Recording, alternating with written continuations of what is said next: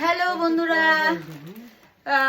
রোজকার মতন আজকেও লাইভের জন্য রেডি হয়ে গেছি। দেখো কিন্তু রোজ যেটা ভাবি যে কি পরবো রোজ শাড়ি পরাটা নিয়ে খুব সমস্যা হয়।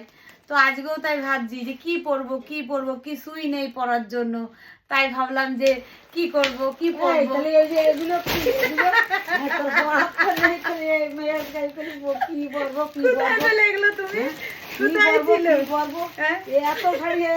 তুমি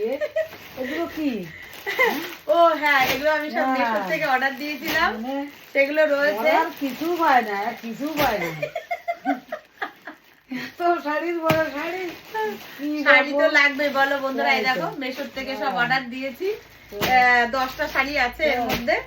ঠিক আছে, ওরার কিছু পাচ্ছে না, ওরার কিছু নাই, কিচ্ছু নেই। আমার মা বক বক করছে। ওরা কিছু পাচ্ছে না, জামা গায়ে দিয়ে কি পরবো কি বেড়াচ্ছে।